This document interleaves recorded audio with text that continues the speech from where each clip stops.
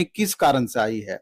क्या रियल में जो आंसर की जारी किया गया है, आयोग जो आंसर की दी है, वहां पर गड़बड़ियां हैं? अगर वहां पर गड़बड़ी है तो उसका जो वास्तविक रूप में प्रूफ होना चाहिए, एससीईआरटी एनसीईआरटी बेस्ड, वहां से प्रूफ आप कलेक्ट करके फिर जा करके आप आयोग को सूचित करें माध्यम से, तो वहां पर सुधार होने की गुंजाइश रहेगी। लेकिन कुछ ऐसे मामले हैं, जैसे अगर टीजीटी मैथ की हम बात करें, आप देखेंगे जैसे मैथ का एक सवाल में हिंदी का अलग मीनिंग है, इंग्लिश का मीनिंग अलग है, और दोनों सही सही मीनिंग है।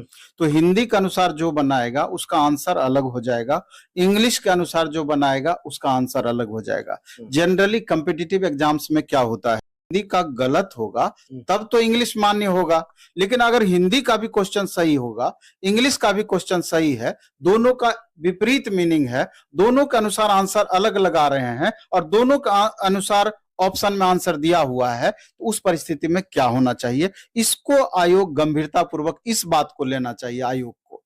मतलब एक क्वेश्चन ये चेंज लग रहा है। हाँ, इसके अलावे और भी कई सारे सवाल हैं जहां पर आंसर कुछ होना चाहिए, आयोग थोड़ा अलग आंसर दिए है।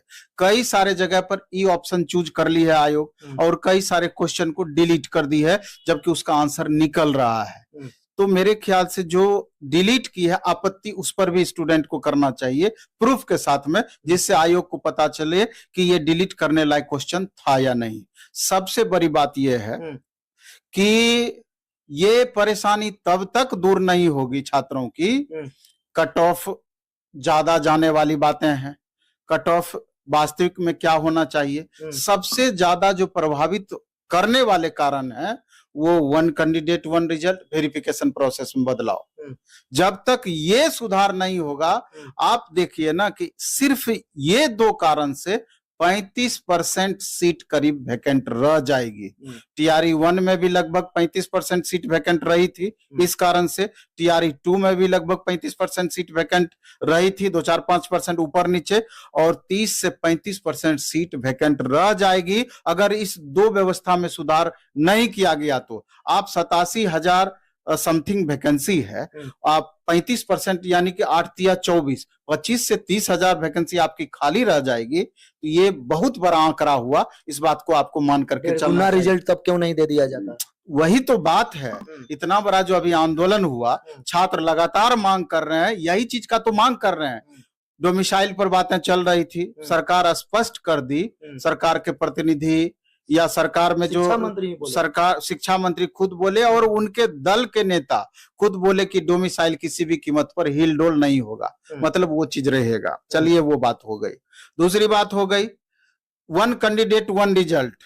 आप जब वैकेंसी निकालते हैं तो पूरी सीट आप क्यों नहीं भरिएगा? क्यों आप वैकेंसी निकालते हैं इस तरीके से? क्या मंशा रहती है वैकेंसी निकालने की? तो ठीक है, वन कैंडिडेट वन रिजल्ट आप आंकड़ों का खेल कर रहे हैं, ये जो इससे जो वैकेंसी बचेगी अगली वैकेंसी में आप ऐड कीजिएगा। लेकिन ये दुनिया का सबसे जो अलग नियम आप लागू किए हुए हैं, वेरिफिकेशन प्रोसेस, कम से कम उसमें तो आप बदलाव कर सकते हैं। उसमें भी अगर बदलाव करेंगे, अभी आप कल परसों पेपर में देखे होंगे 3500 फर्जी परीक्षार्थी पकड़ाए सिर्फ एक जिले में, मतलब इधर एक विद्यालय में तो 3 का ज्वाइनिंग था, 5 को करा दिया गया। नहीं, ऐसी कई सारे मामले हैं। अब देखिए, अगर एक डिस्ट्रिक्ट में अगर 500 ही गड़बड़ियां होंगी, 38 जिला है, 19,000 सीट तो ऐसा ही प्रभावित हो रहा है। तो ये प्रोसेस की भाई ज्वाइनिंग आप कराने के बाद वेरिफिकेशन कराने का क्या उचित है आपका? आप कम से कम वेरिफिकेशन आप पहले कराइए और उसके बाद आप ज्वाइनिंग कराइए, फाइनल वेरिफिकेशन पहले कराइए, तब भी जाकर अगर ये चीज भी कर दी तो कम से कम 2 से 3 नंबर कट ऑफ डाउन होगा। सर 2 से 3 नंबर 35,000 खाली रह जाएगा, 19,000 फर्जी हो जाएंगे, ये मिला लीजिए 50,000 तो यहीं पूछ जाएगा। नहीं, सब मिला करके लगभग आपका 35% का आंकड़ा जाता है।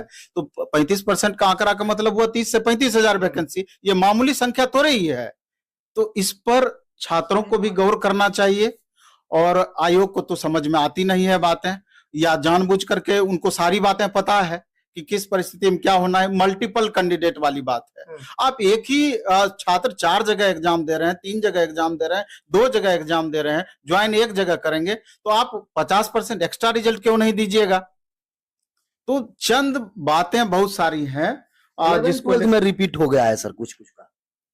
हाँ 11-12 में भी रिपीट हुआ है और 11-12 में गलतियां भी बहुत ज्यादा हुई है। आप हिस्ट्री का ले लीजिए, लगभग 6 से 9 क्वेश्चन गलत बताया जा रहा है। क्वालिटी का ले लीजिए, लगभग हर सब्जेक्ट का वही पोजीशन है।